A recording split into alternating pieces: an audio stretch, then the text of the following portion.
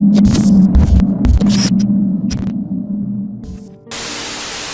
not sure if I should be worrying about the door in my living room. I'm not in any danger, I think. I've been living in this old house for half a year now. It's in good condition, just needed a few repairs here and there. Everything is arranged how I like it. There's an ornate wooden door in the living room, all carved in floral designs with an equally intricately carved frame. Polished, lovely, shiny brass knob. Currently, I have a heavy bookshelf set in front of it, but before that I left it clear of any furniture, as I hope to figure out how to open it at some point without ruining the beautiful wood. You see, it was locked when I moved in.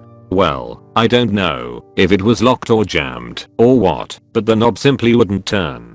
There's no keyhole or anything, and the space it should lead to is about as big as a large closet or small storage room. I'm not in want of space, the house is fairly spacious itself, so it wasn't an urgent matter for me to get it open. So it remained closed. Every once in a while I'd jiggle the knob, as if to get a clue as to what was wrong with it. The knob barely gave at all, neither right nor left. And then one Friday night, about a couple months into living at the place, I went to the living room from the kitchen with snacks and a bottle of whiskey to chill for the evening, set everything down, and jiggled the door knob out of habit. My hand flew off it, as if I had accidentally brushed it against a spider, the knob clicking back into place. I stood there staring at that door for what must have been an hour, my eyes slowly probing the polished wood. It occurred to me then that I never really thought about what I expected to find inside. I suppose I had thought it was empty or contained only junk and had just gotten jammed shut.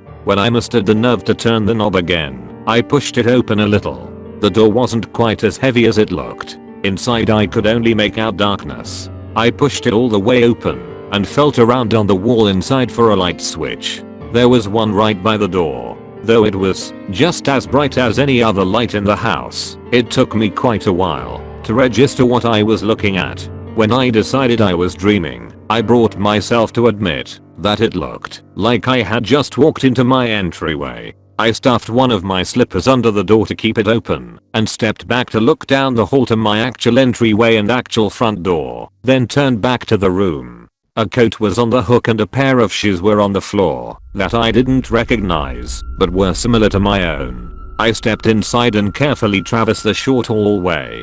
I reached into the doorway of the kitchen, which is just where I expected it to be located, and turned on the light. I looked around slowly.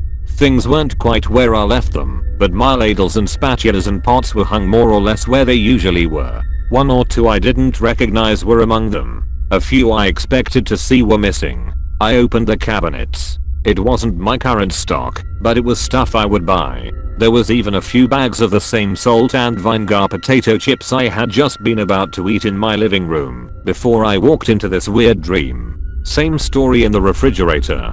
I checked the booze cabinet. My favorites. More than I usually keep. There were some prescription bottles on the counter. I pinched my arm and slapped myself in the face. I audibly muttered, "Shit," but quickly shut up when I realized how quiet the house was. I whirled around toward the hallway again. Not that I'd heard anything.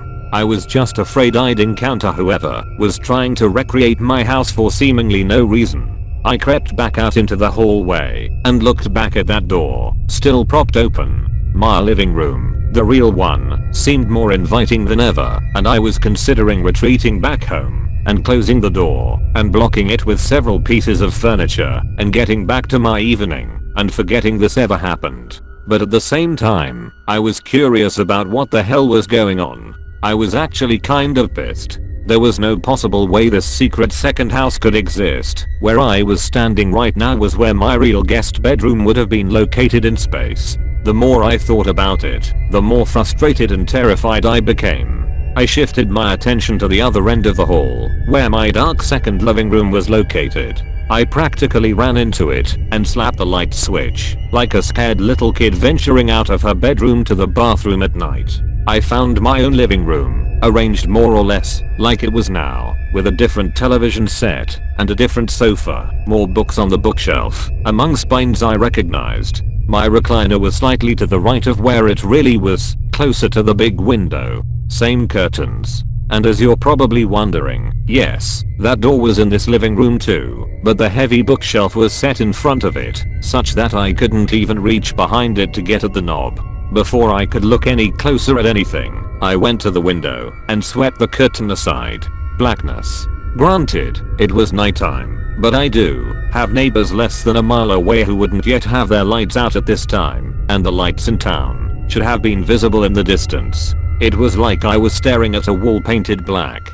I was also sure I had seen a full moon on my way home from the liquor store. This was somehow freakier than anything else I had seen thus far, though I'm not sure what else I was supposed to expect to be out there. I moved on, padding along more quickly, my steps as light as I could manage. I passed the bookshelves and flicked on the light of the hallway that led to the stairs. Almost identical to mine. I didn't look that closely, but from what I saw there wasn't anything significantly different among the pictures and my late husband's paintings on the walls on either side. I peeked into the guest room, finding it full of junk, piled on the empty dresser and unused bed. Some of it I recognized as mine, but not all of it. Whatever. I went up the stairs. I could see the bathroom door at the top was open, but dark.